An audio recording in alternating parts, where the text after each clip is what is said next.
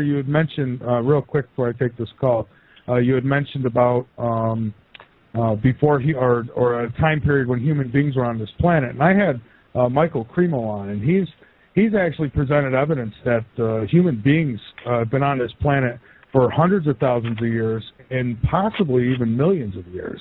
So it seems, I don't know what type of human being now. I mean, maybe no intelligence at all, I don't know. But they've been here for a long time. And you can comment on that if you like. But I do want to bring Papa Bear on with us here. Papa Bear, welcome to Late Night in the Midlands. Gentlemen, how are you? Great, how are you? Oh, my goodness. Papa Bear, welcome. It's been a long time since I've heard your voice. Oh, my goodness. Michael, it's good to talk to you guys. There is so much going on out there. It's just unbelievable. I can't believe it. Yeah, I mean, it's being speeded up in its own time. It's like, whoa, where did this roller coaster ride come from? Well, it's like all at once, you know? I mean, all the indications are there that we're in a polar shift. It's all happening. Yes. Okay. Yes. And, of course, that's going to change things around quite a bit.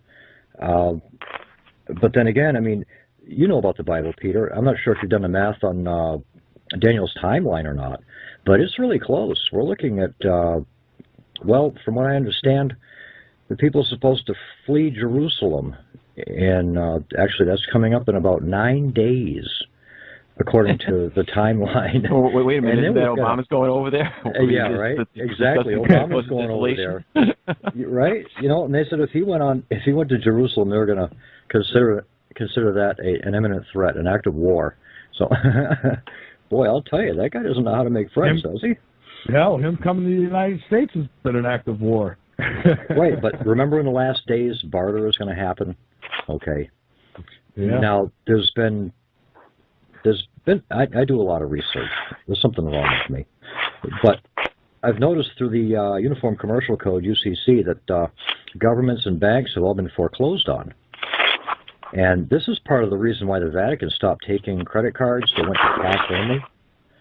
Now, some people say it was because of the money laundering laws or whatever, but I think this has, you know, what happened here has a lot to do with it. It's an excellent chance. I'm sorry? There is an excellent chance. You know, there's something, and I brought this up at the beginning of the show about Adnan Salki, Sakli rather, sorry. He's called for an accounting from everybody. Time to settle up. Oh, wait a minute. Now, if the I got to look this up here. I think it's the right name of the bank, but if the bank that keeps track of everything that's going on here, monetarily wise, turns around and says, "Okay, you guys need to balance your books and let's see who's got what," you know, it's like last call time here at the poker table.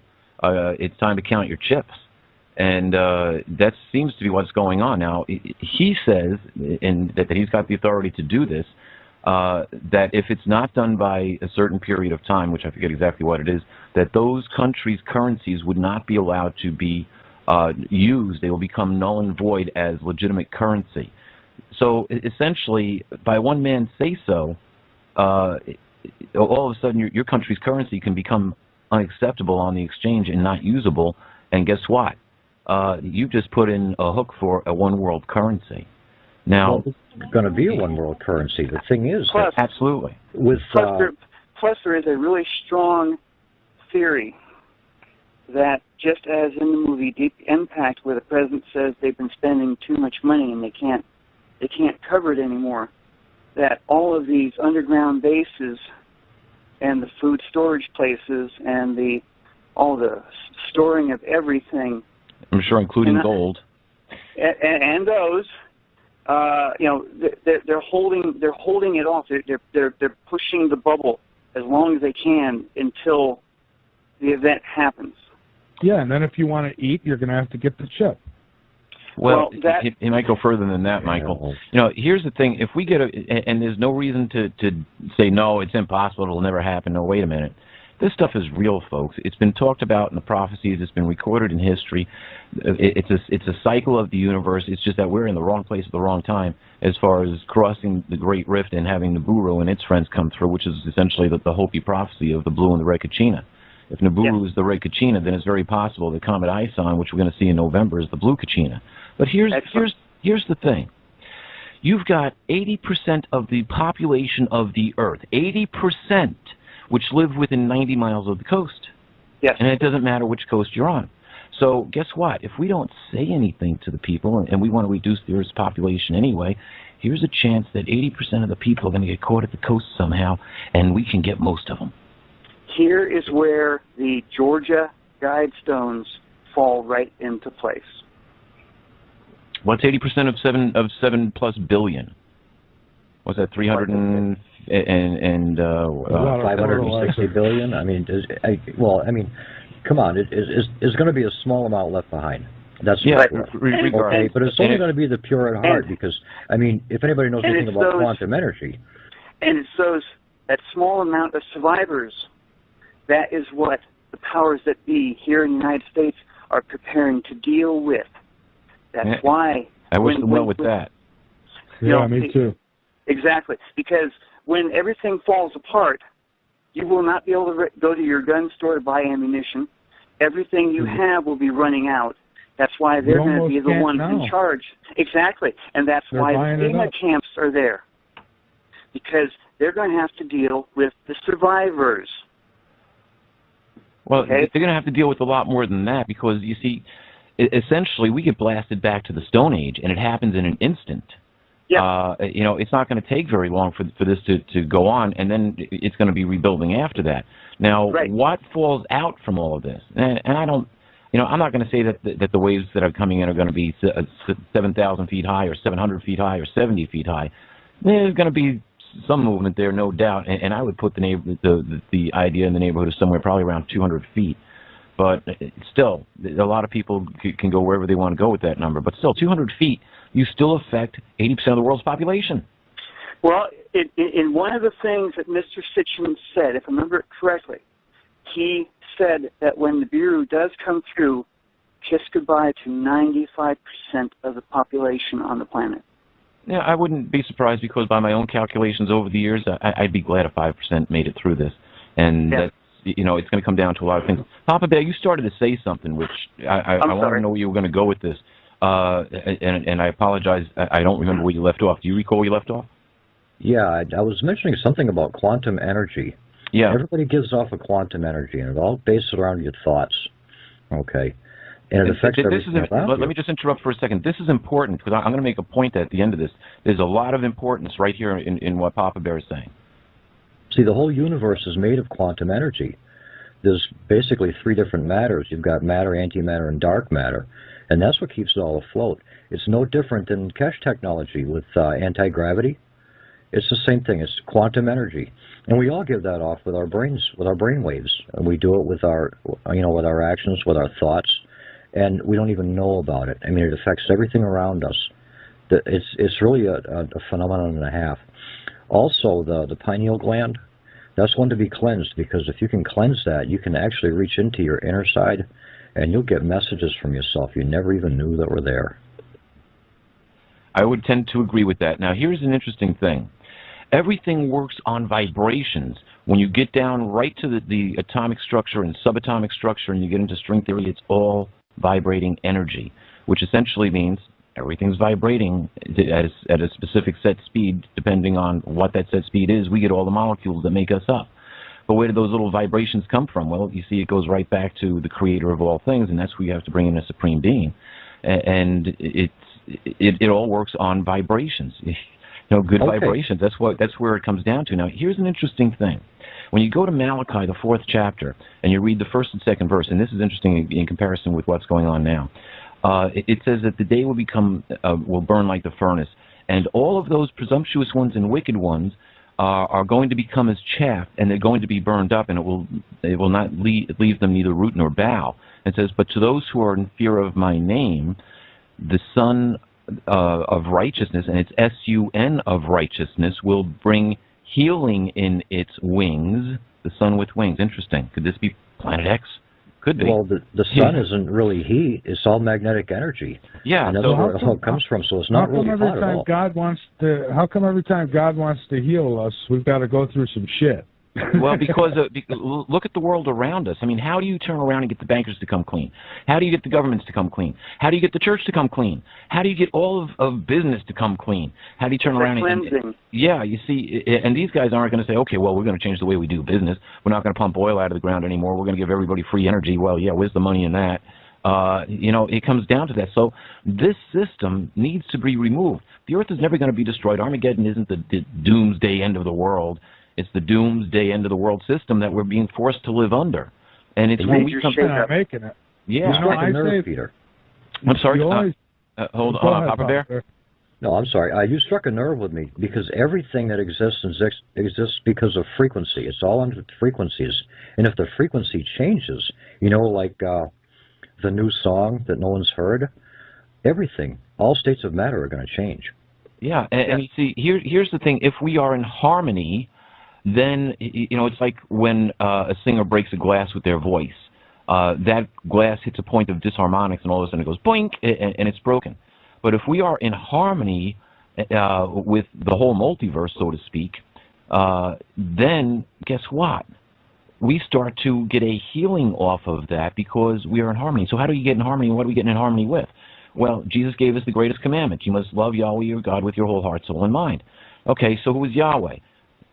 By best definition, Yahweh is the soul of the multiverse in which we live. Let me give you a definition of soul. Your consciousness and your life force. Now, it's interesting. Genesis says that when we die, he's going to ask it back. So, you know, there you go. All of a sudden, we see this giant white orb of pure energy, and we're getting sucked back into it. Everybody who's got a near-death experience, or just about everybody who's got a near-death experience, gets to see the white light. So, well, I think we're the strongest of the souls. You know, personally, I mean, ever since I was a child, I believe that I came here, I was sent here, was something to do. Okay, yeah. And when I'm done, I'll go back. And that could very well be. I think the strongest of us, the strongest souls, for the most part, we're actually sent here. You know what I mean? Or we asked to be here, just specifically for this event. You know, Papa Bear, I've got to go back to when my mother was like 12 or 14 years old to an event that happened in her life, which made my life possible. Mm. You know, and that event had nothing to do with my father. You know, another way of looking at this could also be this, is that a lot of the people on this planet are ready to step into the next zone, and the ones that haven't won't. Well, you see, that's kind of negative, but that's what we've kind of come up with. And that's where the second part of this, of what Jesus said, comes into play. Not only are we supposed to have love toward Yahweh or build that personal relationship. So how do you do that? Well, you got to learn more about what it's all about, but it's based on love. But Jesus said we must love our neighbors as we do ourselves. That doesn't mean getting ready to put a bullet in your neighbor's head because he's hungry. And your enemies. Yeah, you know? He said if you love the people who aren't your enemy, if you do something and you're persecuted for it, then be happy because you were found worthy. And he said, what is it to love your neighbor and not love your enemy or hate your enemy? But isn't it a greater thing to love your enemies too? You know, what am I going to do if there's a whole militia walking down my street with rocket launchers and whatever else they got standing behind them, I'm going to turn around and I'm going to stand there in the middle of the street and say, "You can have my gun when you peel my gold with dead fingers off of it," and start shooting? What are you nuts? That's sick. You know, don't misunderstand me. I see all the talk about gun laws, you know, and everybody wants to repeal them, this, that, and the other. And I'm probably one of the guys out there on Facebook that's saying, hey, we've got a Second Amendment right, not to mention the Militia Act of 1903, you know.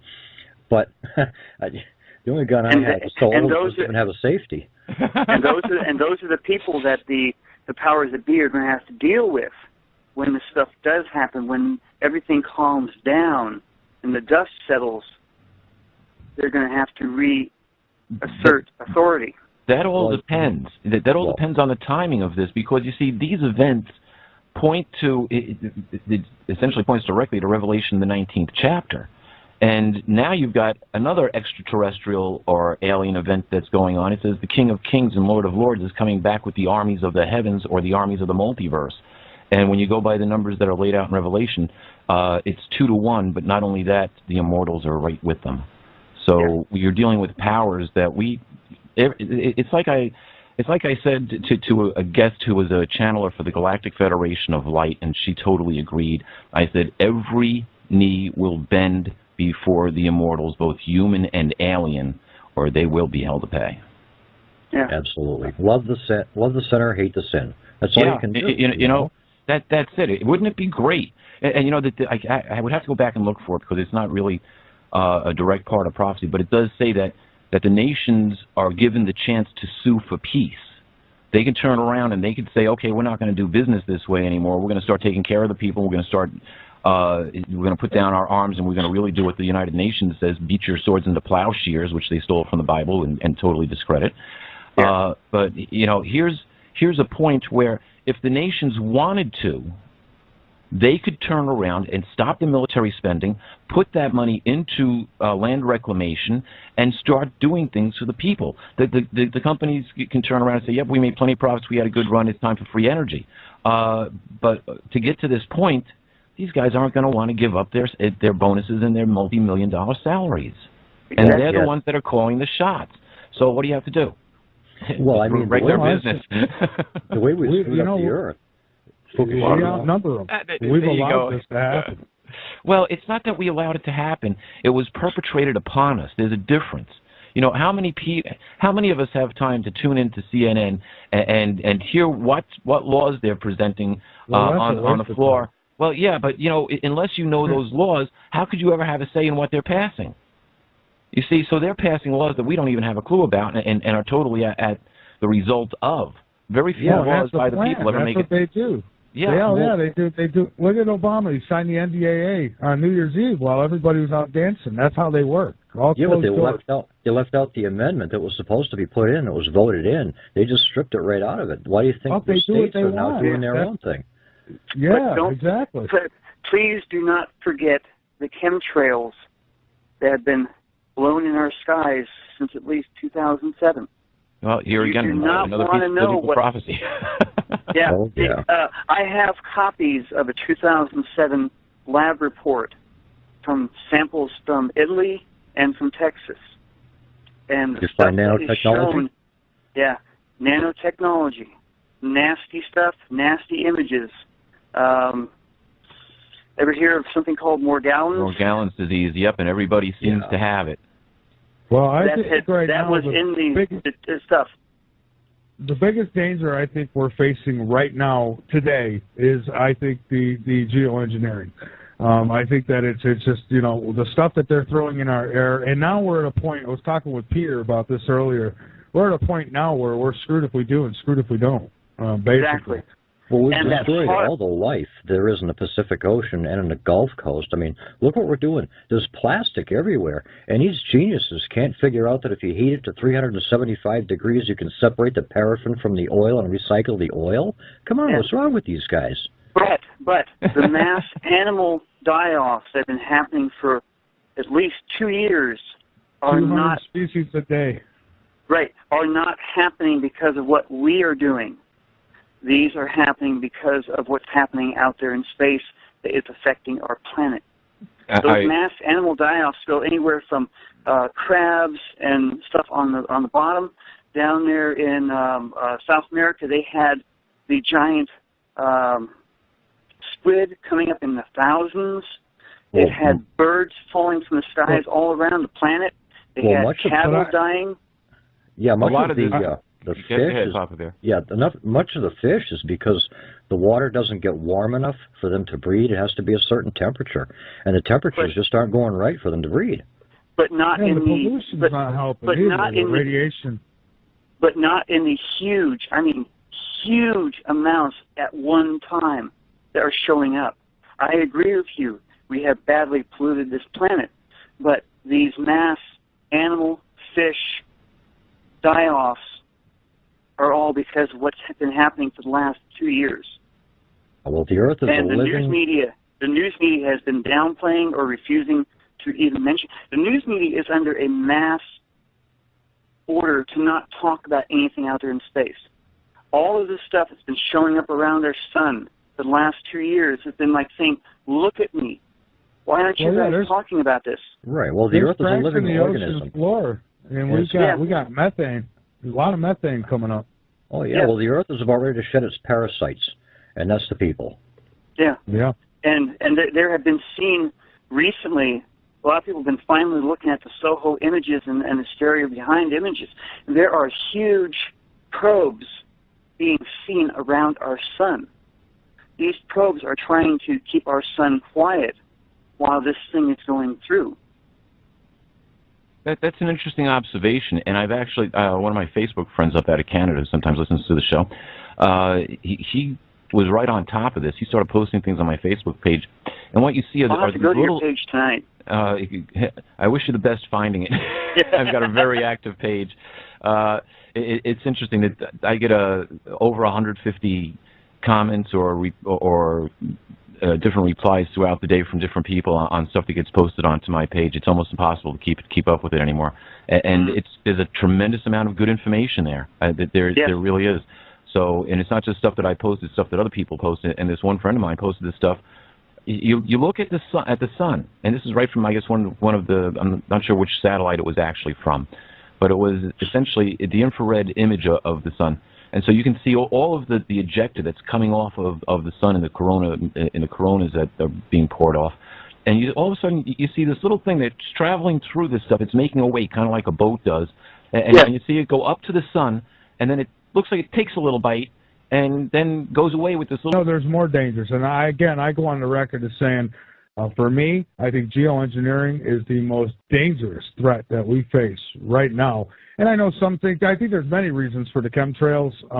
You know, some say, well, they're doing it to hide Nibiru or anything that's in space going on. And that could be some of it, but I think that's a very small equation to why they're geoengineering. I think my guest the other night made great sense when he says it's something that they started doing, it's gotten out of hand, and now they can't stop. And now he even says that storms like Sandy, you know, yes, HARP was used, but they were actually using HARP to try to slow the storm down and try to weaken it because of the damage they've caused. They don't want people to catch on. So you can look at it many ways. The fact of the matter is our skies are being sprayed for many reasons, whether it's land grabs, control of the food, depopulation, you name it. No matter what the reason is, it's damaging a lot on this planet. And, you know, then there's that. Then you've got, of course, the sinkholes and the cracks in the ocean floor with the methane gas pouring out. And then you've got, I'll think about all these nuclear facilities we have, these power plants around the globe. Imagine if the power goes out. And, you know, let's face it, eventually it's going to happen. But anyways, with me here, I have Peter Kling. We've got callers Bob from California and Papa Bear. And if you want to get in on the conversation, there's still some time for you. 347-989-1012. Press 1 so we know you want on. And you can call in using Skype, the website, www.latenightinthemidlands.com. And Peter Kling, you know, Michael, Papa Bear, and Bob, you're back. Yes, Peter. You make a good point. We're facing all of this stuff at the same time. It's like, wait a minute. It's like disaster du jour. Which one would you like today? And there's other things happening out in space that we don't even know about. No one else is talking about, because those ships that I've been telling you about that come through, they're fighting with someone up there. We posted one of the images on the thing on your website showing one of the ships opening fire on something. Yeah, okay? I've seen that. And it's straight out of Star Trek, the power these things have. And we have multiple images showing them being attacked and fighting off something. Okay? Plus, there's one other thing. A lot of people probably have seen this thing very close to our sun that's about the size of Jupiter. Okay? Every once in a while, a CME will blow over it, and you can see the outline of it. That's what I've been looking at New Meyer Station. Yes. Go ahead. That thing has been imaged since 1998. Once then, once in 2005, the third time in 2008, and recently a CME went around it, and you could see it sucking off the sun. Okay? This thing is huge. This thing has come in, raced around our sun without affecting the planets in our system. The SOHO images have caught it numerous times. We have at least 4 images showing, and we enlarged one of them to show exactly what it was. So there's someone else out there playing around. Well, I'm going to ask you a favor. Could you post those images on my Facebook page? If we're not friends yet, send a friend request, and after the show, if you're able to do it after the show, great. I will post the images. My wife has already put her email up on the talk show part.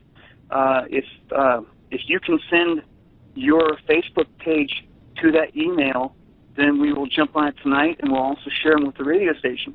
We've been following the emails from the station for quite some time now. I'll have to make a copy and get it to you. Yeah. But this is what's happening with this planet. There are undersea bases. There are underground bases. Eisenhower knew this way back when. He was threatened, supposedly, with a treaty that they wouldn't invade us, but they would let us have some advanced technology. In return, they started the abductions and the cattle mutations. If that is real, that's something else. Yeah, I've heard that from other people. You can understand how somebody who doesn't look into this stuff as deep as, say, we might, would listen to this and say, these guys are crazy.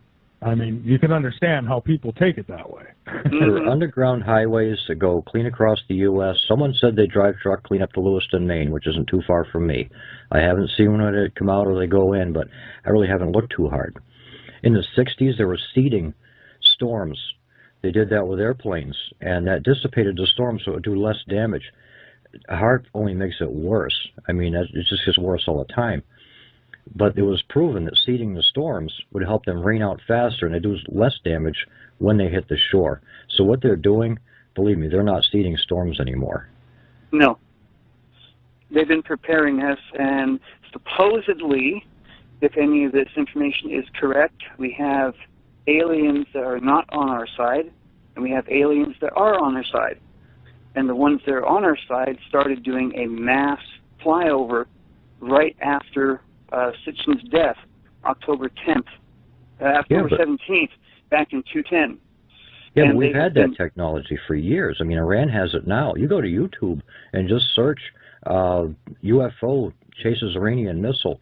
It's not chasing it, it's tracking it to see what its distance is. That's Iranian technology. I have the blueprints here. I have the plans. Yeah. And there was a recent video from Japan, I couldn't find out where a huge UFO was being spotted, and the Japanese fired a huge missile at it, and the missile got about so close and just disappeared. Okay?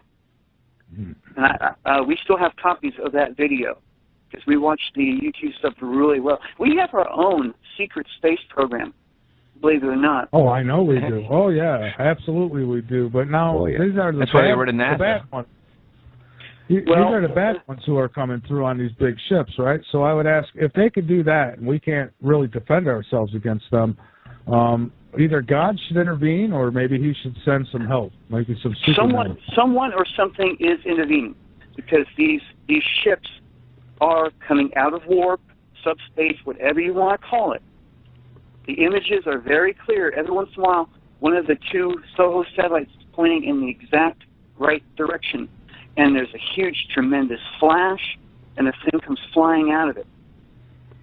And we have images that go up the yin-yang on these things, and they're not hoaxed. They're not photoshopped. So these ships are real. They're either coming directly here to the Earth, or they're going to their bases that used to be on Mars, which still exist. I think there is bases, on Mars and the Moon, and I think that they're probably even populated in some areas. Well, look at Revelation. If you look at what Revelation, the 12th chapter says, it's interesting. It says that war breaks out in heaven, and that the great dragon battled with Michael and his angels, and Michael and his angels battled with the great dragon, but the dragon did not prevail. And so down to the earth it was thrown, and it dragged a third of the stars with them. Now, this is a battle that takes place exactly where. We're not told. If it's in this dimension, maybe it is. If it's not, maybe it's in another dimension. But something happens, and this extraterrestrial war, which is recorded here, breaks out, and the satanic forces are thrown down to the earth. And it says, woe for the earth, because the devil has been cast down to you with great anger, knowing he's got a short amount of time. So they're in retreat. So guess what? Yeah, they're here. And then you go to the 19th chapter, and this is where it says the King of Kings is coming with the armies of the multiverse. Now let's go back almost 2,000 years ago when Jesus was ready to be impaled, and Pilate said, "Is your kingdom part of this world?" And Jesus said, "If my kingdom were part of this world, they would have my followers would have defended me that I would not be offered up." And he said, "My kingdom is no part of this world." But guess what? Evidently, this Earth, this planet, is now part of this life form that we know as Jesus. It's in his kingdom, and it's in violation, and there's a war going on. And yeah, that's why we are seeing these things. And people just like, oh, yeah, UFOs, whatever. No, you know what? This is exactly what it says. Now, it's interesting. There's a scripture which says that there are 4 angels which are holding back the winds of the earth. Exactly who's in command of these 4 creatures, these 4 life forms, these 4 extraterrestrials, we're not told. We're told that they're holding back the destruction. Once they release these winds, it's like we get hit from every side, so to speak. So there's a whole record throughout the biblical, right in our very creation, there's a whole record of alien involvement or extraterrestrial involvement within the human race right into our future. And the church has done its best since they put the Bible canon together and realized what it contained. They did its best to keep it subdued, and then in the last 100 years start to scoff at it. And we've had more people turn around and say, oh, the Bible's been changed so many times. Well, why does it still carry the same E.T. story all the way through it from Genesis to Revelation? Exactly. Come on, guys, wake up. You know, it's the whole story, and it can all be verified historically. Why certain prophecies are given at certain junctures? Well, that's part of what we have to find out, because those prophecies still apply today. No, I'm glad you mentioned that. You mentioned Enoch earlier. Oh, fantastic book! That'll blow your mind. Well, I'm saying not Enoch. What was that one prophet you told me about that you mentioned earlier? I forgot now. Was it Malachi? Not Malachi. Malachi's the one with the sun with the wings. Let's see. There was one prophet that talks about the 200 with the human females and stuff. I can't remember his name right now. That's from Enoch, but it's taken out Enoch. of and the book of Enoch. That's actually taken out of the Anunnaki story. Well, because the 200 were the Eligi, which came down from the moon, and they demanded the human females. Now you want to hear something even more interesting? Yes. The other day I did a search. How many Hindu gods were there? I know there was a lot, but I didn't know exactly how many. I did a search, and it's interesting. I came up with the number of 330 million gods there are in the Hindu religion. And I'm thinking 330 million. I was like, whoa, isn't that interesting? Because when you run the numbers from Revelation, it talks about myriads of angels that are on the loyalist side, and that number can calculate out to 200 million. And if the demonic forces number 100 million, doesn't that come out to 300 million? Yeah, close enough. So here you have the Hindu religion named them all. and then there's the watchers in the sky who are watching us. Which I may believe I had a personal visit from. Some blue orb appeared right between me and the flying deer and stopped it from coming through the windshield of my car, and I was traveling over 60 miles an hour. It left a nice round indentation in the glass. It was wild. It was absolutely wild. It came out of nowhere. It just appeared. So I have to believe that it was interdimensional, and boy, what timing. So it goes to show you that time is relative. It popped in and popped out. Who knows where he was before? Maybe he was sitting down the front having a drink. So I got to go save somebody's life. I'll be right back. Bink, bink. Well, according to astrology, we're in the age of enlightenment, or the age of Aquarius, which is probably where this quantum energy is coming from in the universe. It's why some people are actually waking up, the ones that are kind of tuned in, if you will. You bring up a good point, because we're supposedly going through the photon belts, which lasts 2,000 years.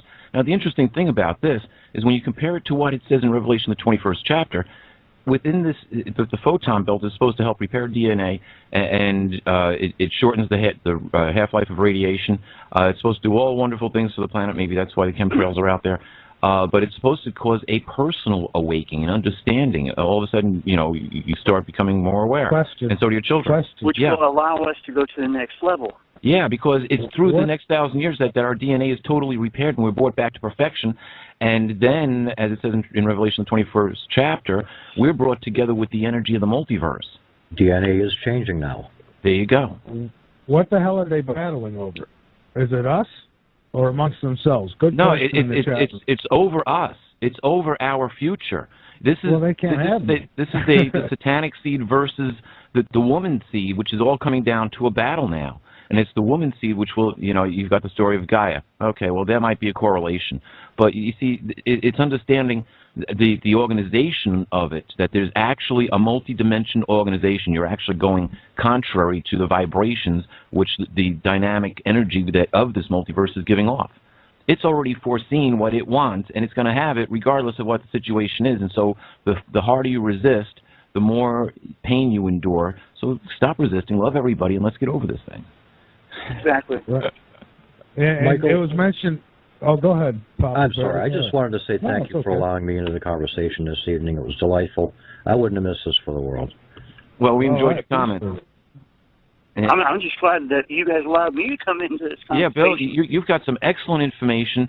I would encourage you to turn around and get a copy of my book, Letters to Earth, You Can Survive Armageddon. I didn't write this to turn around and be an author in this last days movement, if you want to call it that. I did the research for myself, just because I needed to have, I lived in a duality, essentially, between science and the Bible, and until I turned around and started saying, aha, that's how this fits to that, and it took a 35-year process to do that. And then somebody said, you need to write a book. So I did. But you'll find it interesting, because I looked for the answers for myself. I needed to know where we came from, how we got here, what our purpose is, and what kind of future are we going to have. What was the whole purpose for creating the children of God? Let us create man in our image. What changed here? Folks, you're going to have to tune in on Friday. I'm actually going to be back, I think, on Friday. Is that right, Michael?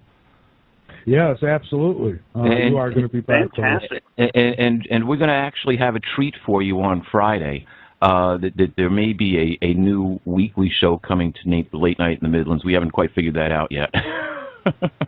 Well, I hope it's your show, Peter. You run one heck of a show. Well, not exactly, but I think Michael and I came to a happy medium on this, so to speak. Absolutely. I'm a much better guest than I am a radio show host.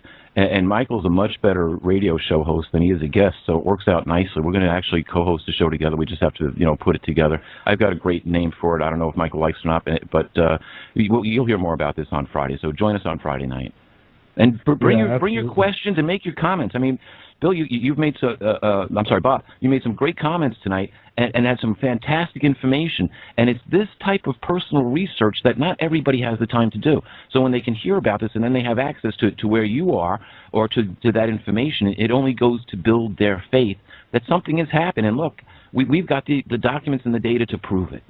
Yeah. So bravo to you. If you're looking for great questions again. If you're looking for a bland personality to join in, just give me a call, okay? I mean, I'd be more than happy. Well, you know what? Listen in with us and call anytime you like, and you don't even have to agree. That's we will be listening also. Well, I certainly hope so, because the more people that listen, the more people that tune in. I don't candy coat anything. My life is an anomaly in itself. That there's no reason why I should even be here except to tell other people the knowledge which I've been able to accumulate and let them decide if it makes sense to them or not. It made sense to me. So yeah. We've got about 2 minutes left here. Folks, I'm going to sign off. Actually, wait a minute. Actually, we don't. We got, if you want it, we still have 32 minutes because I started a half hour late. Oh, really? I'm looking at the clock thinking that we're going to run down here. Well, I'll tell you what. I would have been interrupting already. Well, if I can, I need to give a warning. I'm not sure how much longer my phone will last, so if it accidentally goes beep, you'll know what happened. Not a problem. Where can people find out more information? You said that you put your email address on there. Why don't you give it out so people can write it down? It's in the chat now. We just posted our website in the chat room. Okay. It's the Colburn. Let me go back here. I'm tired. I just threw it in with the Colburn Planet X Nibiru group.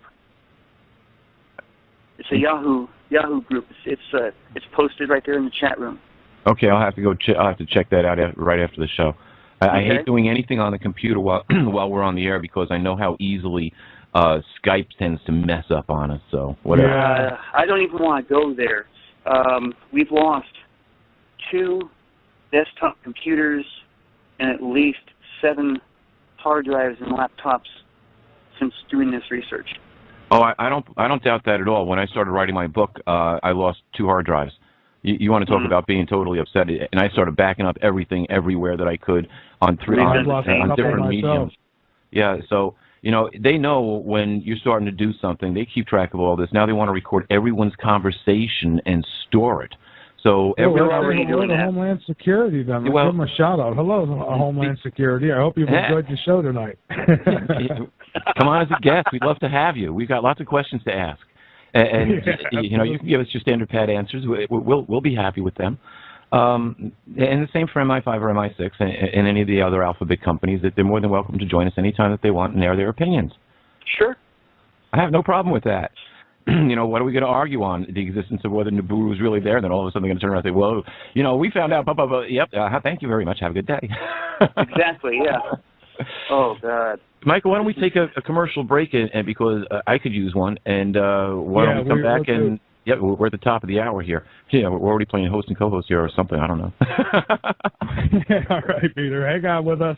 And, Bob, if your phone lasts, we'll bring we've got a show that comes out of China, 10 a.m. Eastern time that starts. Then we've got the Hurricane Hour. We've got the Jose Colazo show. We've got Paranormal Perception. We've got Mysterious Realms. So check out the radio schedule over on LateNightInTheMidlands.com. It's a tab up at the top of the website. Just click that tab, and you can see the different times and dates of the shows that we present to you here on the L&M Radio Network. And please get over to LateNightInTheMidlands.com. Become a member. Be informed. Spread our material around these shows. Go ahead and spread them wherever you like. We want to get the word out no matter what it is we're talking about. So thank you for your support. And let's get back to it here with Peter. I got to find you, Peter. We've got so many on the phone lines here tonight listening. Peter Kling, we are back. And Bob, I'm going to give you a chance to finish up here. You've got about 5 minutes, I guess. And I want to give you at least that to finish up with whatever it is you want to say. Okay, sure. Right.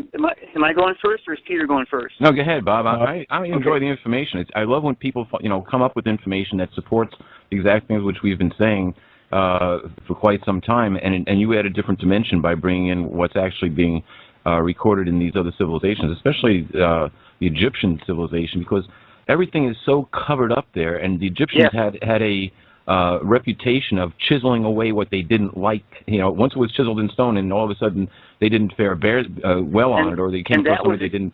They just wouldn't record it, chisel over it. And that was exactly what they did with the Hyksos. They tried to remove all of the history, but they left some things behind. And that guy Simca Jacobo, he actually sent me into that direction years ago with his Exodus Decoded, because I had never heard of those people. Okay, Ahmose I reunited Upper and Lower Egypt, starting the 18th Egyptian dynasty, and sometime afterwards, he had a stela made to tell the people exactly what he had ordered repaired.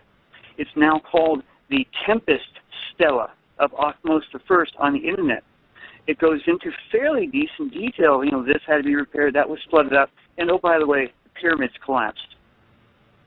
This is all in Egyptian hieroglyphics. Interesting. Okay? So it's all been there. All this stuff has been up, but no one talks about it.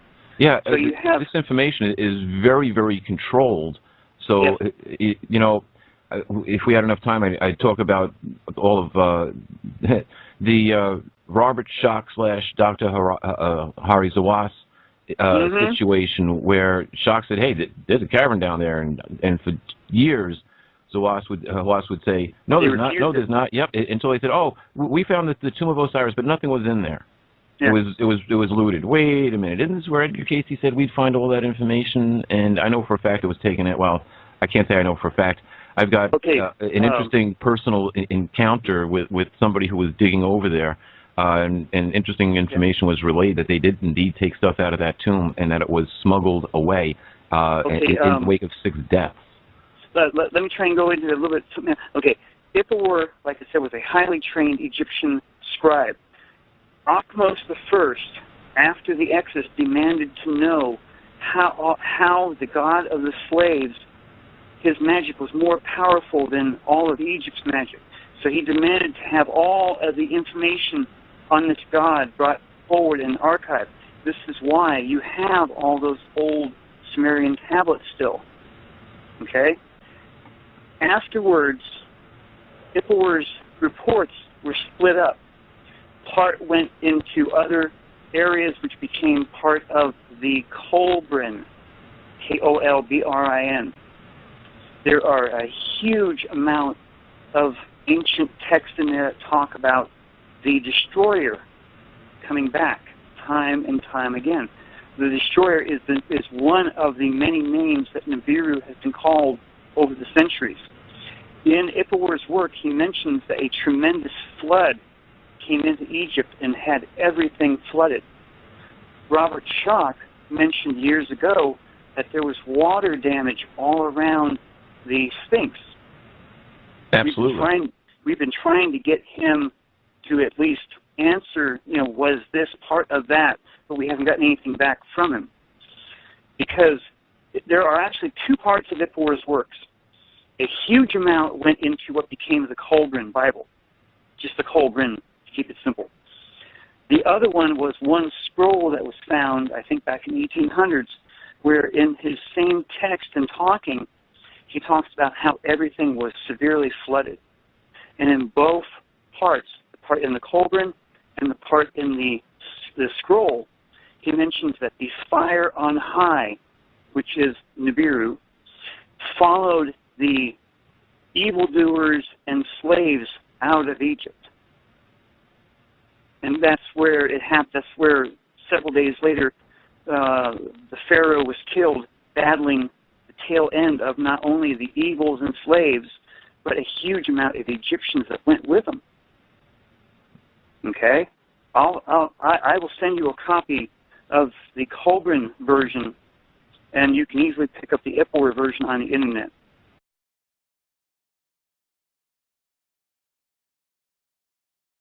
We're going to take another call, and I do want to say this, Peter. You had mentioned real quick before I take this call. You had mentioned about before or a time period when human beings were on this planet, and I had Michael Cremo on, and he's actually presented evidence that human beings have been on this planet for hundreds of thousands of years and possibly even millions of years. So it seems, I don't know what type of human being now. I mean, maybe no intelligence at all, I don't know, but they've been here for a long time. And you can comment on that if you like, but I do want to bring Papa Bear on with us here. Papa Bear, welcome to Late Night in the Midlands. Gentlemen, how are you? Great, how are you? Oh, my goodness. Papa Bear, welcome. It's been a long time since I've heard your voice. Oh, my goodness. Michael, it's good to talk to you guys. There is so much going on out there, it's just unbelievable. I can't believe it. Yeah, I mean, it's being speeded up in its own time. It's like, whoa, where did this roller coaster ride come from? Well, it's like all at once, I mean, all the indications are there that we're in a polar shift. It's all happening. Yes. Okay. Yes. And of course, that's going to change things around quite a bit. But then again, I mean, you know about the Bible, Peter. I'm not sure if you've done the math on Daniel's timeline or not, but it's really close. We're looking at, well, from what I understand, the people are supposed to flee Jerusalem, and actually that's coming up in about 9 days, according to the timeline. Oh, wait a minute, isn't that Obama's going over there? Yeah, right, exactly. Obama's going over there. Right? And they said if he went to Jerusalem, they were going to consider that an imminent threat, an act of war. So, boy, I'll tell you, that guy doesn't know how to make friends, does he? Hell, him coming to the United States has been an act of war. Right, but remember in the last days, barter is going to happen? Okay. Yeah. Now, there's been I do a lot of research. There's something wrong with me. But I've noticed through the Uniform Commercial Code, UCC, that governments and banks have all been foreclosed on. And this is part of the reason why the Vatican stopped taking credit cards. They went to cash only. Now, some people say it was because of the money laundering laws or whatever, but I think this has, what happened here has a lot to do with it. Excellent chance. I'm sorry? There is an excellent chance. There's something, and I brought this up at the beginning of the show about Adnan Salki, Sakli rather, sorry. He's called for an accounting from everybody. Time to settle up. Oh, wait a minute. Now, if the I got to look this up here and get the right name of the bank. But if the bank that keeps track of everything that's going on here monetarily wise turns around and says, okay, you guys need to balance your books and let's see who's got what. It's like last call time here at the poker table. It's time to count your chips. And that seems to be what's going on. Now, he says that he's got the authority to do this, that if it's not done by a certain period of time, which I forget exactly what it is, that those countries' currencies would not be allowed to be used. They will become null and void as legitimate currency. So essentially, by one man's say-so, all of a sudden your country's currency can become unacceptable on the exchange and not usable. And guess what? You've just put in a hook for a one-world currency. Now, it's going to be a one-world currency. The thing is, plus, absolutely. Plus, there is a really strong theory that just as in the movie Deep Impact, where the president says they've been spending too much money and they can't cover it anymore, that all of these underground bases and the food storage places and all the storing of everything, I'm sure including gold, and those, they're holding it off. They're pushing the bubble as long as they can until the event happens. Yeah, and then if you want to eat, you're going to have to get the chip. Well, it might go further than that, Michael. Here's the thing: if we get and there's no reason to say no, it's impossible, it'll never happen. No, wait a minute. This stuff is real, folks. It's been talked about in the prophecies. It's been recorded in history. It's a cycle of the universe. It's just that we're in the wrong place at the wrong time as far as crossing the Great Rift and having Nibiru and its friends come through, which is essentially the Hopi prophecy of the blue and the red Kachina. If Nibiru is the red Kachina, then it's very possible the comet Ison, which we're going to see in November, is the blue Kachina. But here's the thing. You've got 80% of the population of the Earth, 80%, which live within 90 miles of the coast. Yes. And it doesn't matter which coast you're on. So guess what? If we don't say anything to the people, and we want to reduce the Earth's population anyway, here's a chance that 80% of the people are going to get caught at the coast somehow, and we can get most of them. Here is where the Georgia Guidestones fall right into place. What's 80% of 7+ billion? Was that 560 billion? I mean, come on, it's going to be a small amount left behind. That's okay, but it's only going to be the pure at heart because, if anybody knows anything about quantum energy. And it's that small amount of survivors. That is what the powers that be here in the United States are preparing to deal with. That's why. I wish them well with that. Yeah, me too. Exactly. Because when everything falls apart, you will not be able to go to your gun store to buy ammunition. Everything you have will be running out. That's why they're going to be the ones in charge. Exactly. And that's why FEMA camps are there. Because they're going to have to deal with the survivors. Well, they're going to have to deal with a lot more than that because, you see, essentially we get blasted back to the Stone Age, and it happens in an instant. Yeah. It's not going to take very long for this to go on, and then it's going to be rebuilding after that. Now, what falls out from all of this? And I don't, I'm not going to say that the waves that are coming in are going to be 7,000 feet high or 700 feet high or 70 feet high. There's going to be some movement there, no doubt, and I would put the idea in the neighborhood of somewhere probably around 200 feet. But still, a lot of people can go wherever they want to go with that number. But still, 200 feet, you still affect 80% of the world's population. Well,